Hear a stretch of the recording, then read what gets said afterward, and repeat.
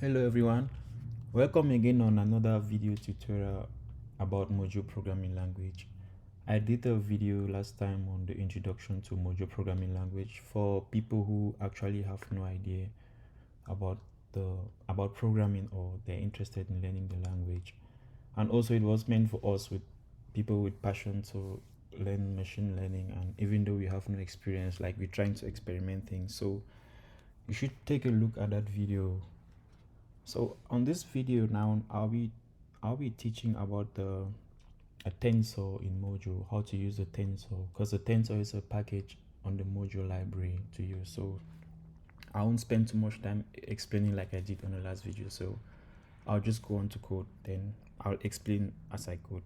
So to use a tensor, which is a library in Mojo programming language, we'll have to import it, right?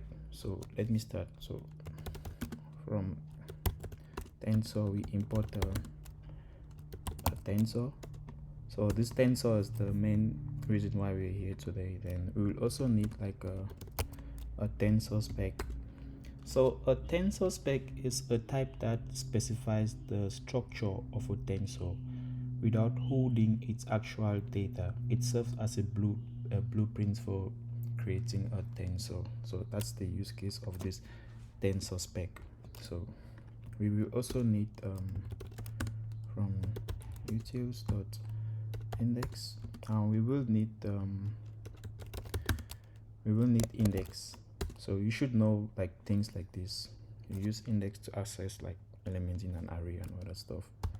We'll also need from random. I don't need this, like from random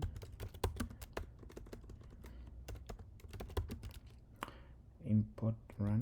So I won't be explaining every keyword that I come across, but you should go on the documentation to read to understand some of them. So we need the index, the random, and also a little bit advanced, let me say, from sys dot I think it's param environment. We will import the is defined. So this will the use case for this is defined will be to check if your system is running like a 32-bit or 64-bit operating system. I'm sure pretty much that's it. So I'll just use it for now and let you guys see. So alias of, let's say, float type, which is of type D type. So a D type, it holds data like integer, floats, and boolean. That's also a use case for this D type. So D type float 32. So this here is just to check if the computer you're on, it's using a 64-bit or 32-bit. So you see the use case of this. If is defined, so you check if it's defined float 32, else D type float 64. So that's the use case of this. Is defined from the system parameter environment, right? So it's checking like if your OS system is running on a 32-bit or 64-bit. If it's a 32-bit, it should use it, or if not, then it defaults to a 64-bit.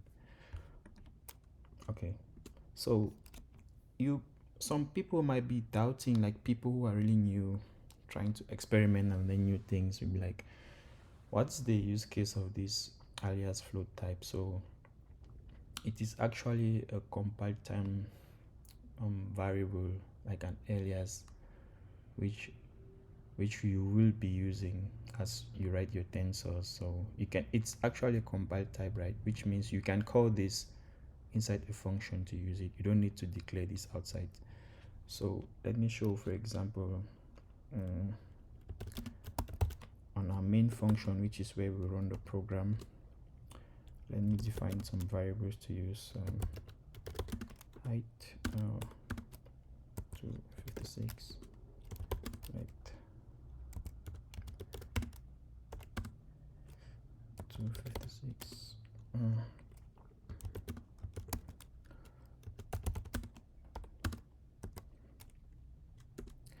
So the height, the width, and the channel, it's what we will use when we are, it's what we are going to use, right, for the tensor. So I'll explain everything as we go ahead. So we just know we need these variables here to use them. I don't want to be typing this all the time. So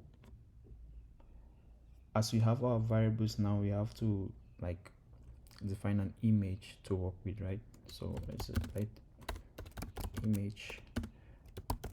So now we're using this run here to generate our random number. So it has to be of type float, the float type here, which we define, right? So it's checking what type your operating system will operate on, if it's 32-bit or 64-bit. So now we have to pass in the values to use, right? So we give it like the height and the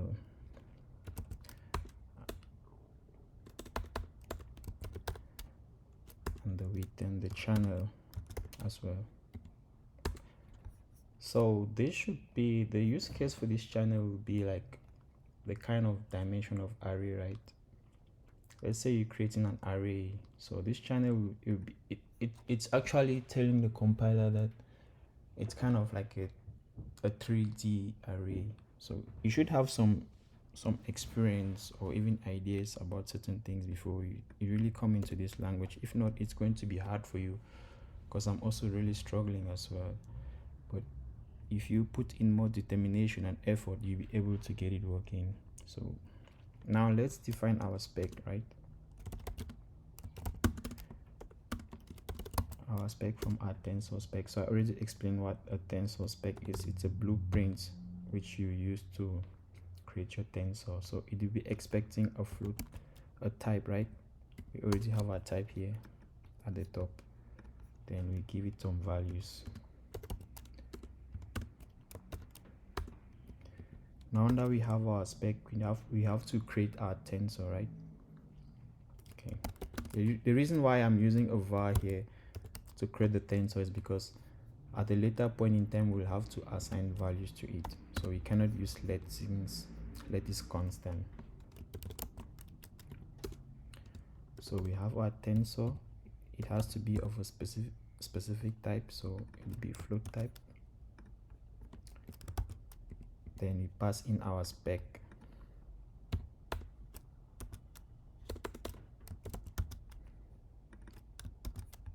So the spec is used to initialize and create a tensor. Just like I said, it's a blueprint. So now that we have our tensor, let's work on it. So for the first row in the range, so we're taking the first row and this like submask. This 256 actually represent kind of like a default subnet mask if you have a bit familiarity with subnetting. So I do know a little bit of networking, so that's why I understand what this 256 is. It's actually a default subnet mask. So we get the first row there, then for the columns in the first row,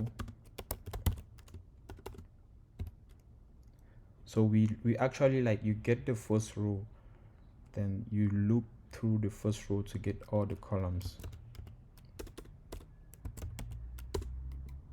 Then once we have it, we have to use the image. So I think from this is our image, right? So we have to access the elements in the image. So we have to pass values to them, right, on the index of it. So we say let's say x equals to image. We go for the rows and column.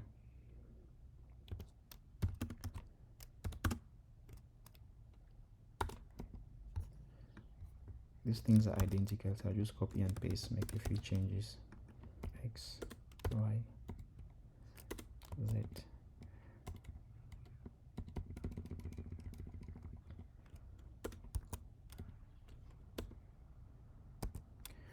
So you might be wondering, why am I passing 0, 1 and 2? It's because when we're creating our random numbers here to use, the channel is 3, right? So you have an array where the array has other arrays inside of it. So to access the first element in the array, it normally starts at 0. So even though it's 3, you can say 1, 2, 3. No, indexes in array, they start from 0. So we're going to the first, which is 0, the second, which is 1, and the third, which is 2. So once we have that, now we call our tensor, right? Which is this tensor that we created up here. And then we go into the indices of the tensor and use the index function here. So the index keyword, which is actually a function, is what we will use to access the specific index in the tensor at a specific location. So it would be the rows and the column. Then we assign values to the index. It's really difficult to understand this thing, but you just have to pay attention and try to reason it out. So we will assign this x plus y plus z. So if you add all of this, you assign them to this tensor here at the index of this. So that's the use case of this. So you actually see things like this. We already have our values assigned to our tensor there. So let me explain before we continue. But first of all, I would like to print out the tensor. So I'll use I'll get the string version of it first. I think that should work.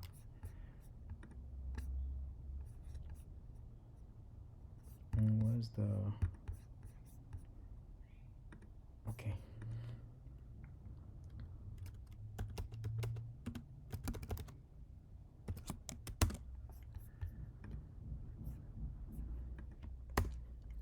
So we can see the results here on the terminal after we run our code.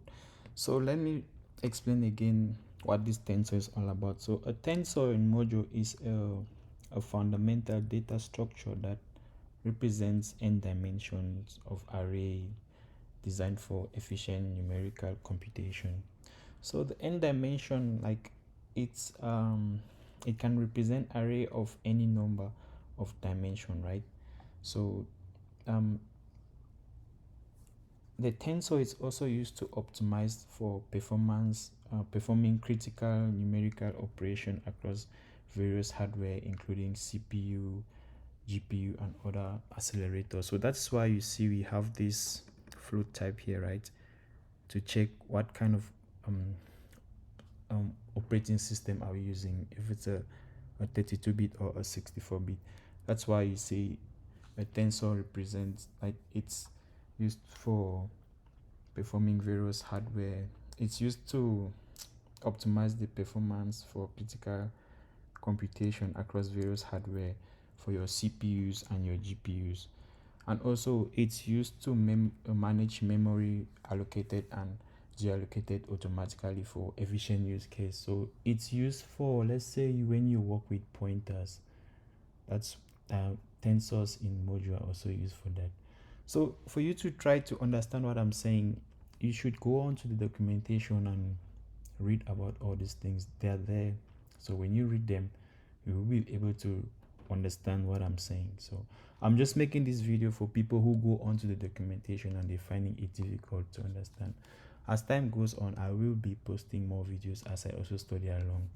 Just like I said on my previous video, I'm still a student at university, and also machine learning is something which I'm really interested in. Even though I'm not yet a machine learning engineer, I'm still learning as well. So currently I'm just programming for iOS, and I'm really interested to become a machine learning engineer. And I hope that any one of you struggling out there, you shouldn't give up. Just keep trying. As you can see, even though I was coding and trying to explain, I faced difficulties.